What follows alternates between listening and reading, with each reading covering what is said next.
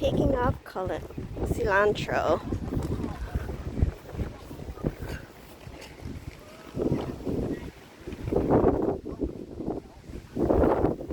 This is edible. It's fresh from the garden, organically. อันนี้เขาก็มาเก็บหอมป้อมเนาะก็ดีแล้วปลูกไว้มันเริ่มแก่ละบุมีไผมาเก็บกินเขาก็ต้องเก็บออกไปใส่เฟอร์ไปเห็ดน้ำเขาอะไรพื้นเราบ่เสียดาย so this is grown organically. There's no pesticide in our garden.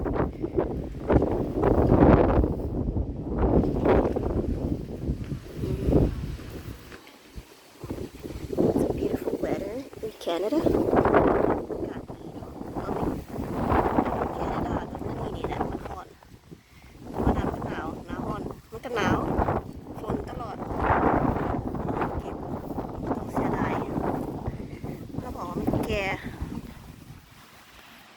ไปใส่เฟอร์ไปใส่ข้าวแหลกฟืน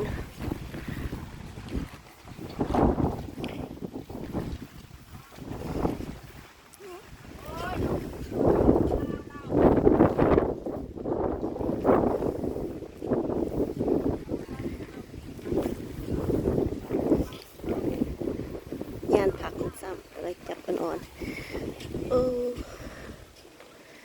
so we have the young ones.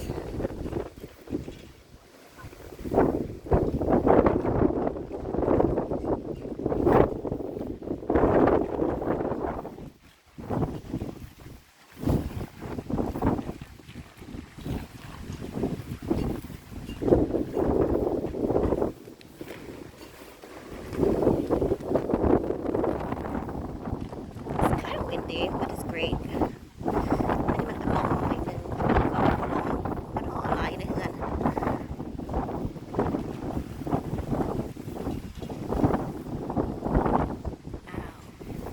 ต้นหอมหอม Love the smell of cilantro, fresh cilantro. It's nothing comparable to the one that we bought in stores.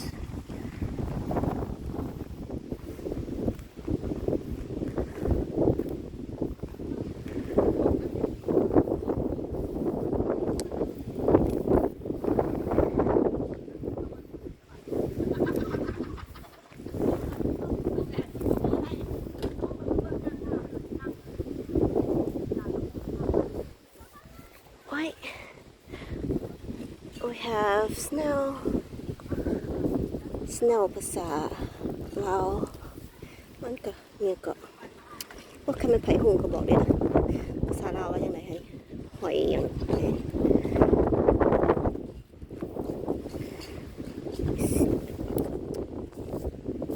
coriander frais du jardin sans pesticides. Il y en a en volonté.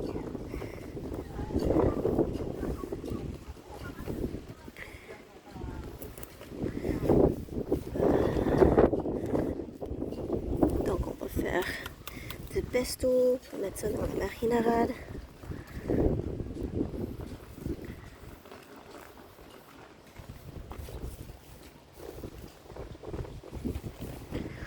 J'en ai pour toute une saison.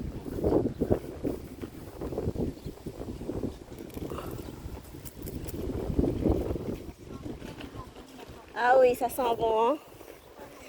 Et ça dure plus longtemps aussi que ce qu'on achète dans les magasins.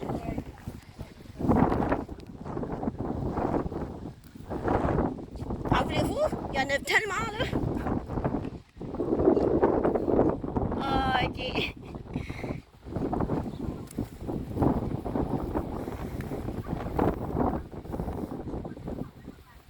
อันนี้กับเพื่อนบ้านเขาก็ทักทายมาเขาบอกว่าหอมจังเลยหอมป้อมใช่เปล่าภาษาไทยเขาว่ายังไงหอมป้อมหรือเปล่า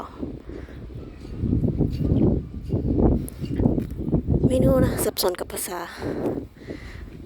ภาษาอะไรแต่มีภาษาอะไรบางทีก็สลับฝรั่งบางทีก็สลับอังกฤษภาษาลาวภาษาไทยโอ้ยสับสนภาษามือ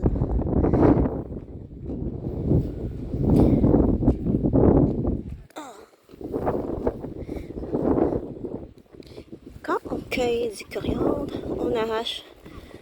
jusqu'à la racine.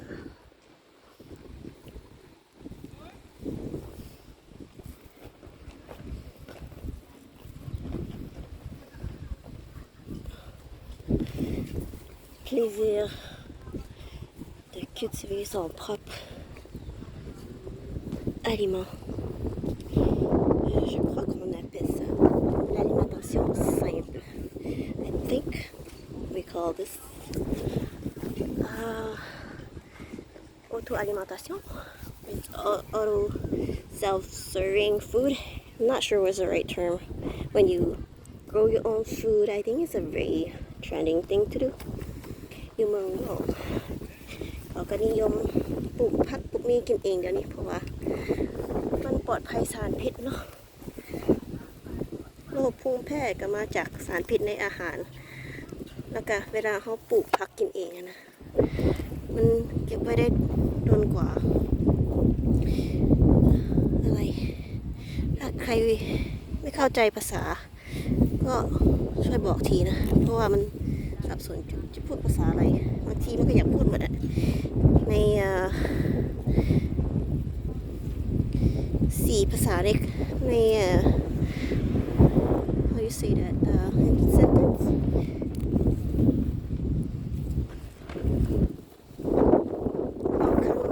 ได้ทั้งที4 ภาษาโอ้ยสวยมากหอมด้วยได้กลิ่นโอ้ยสวนหน้าบ้าน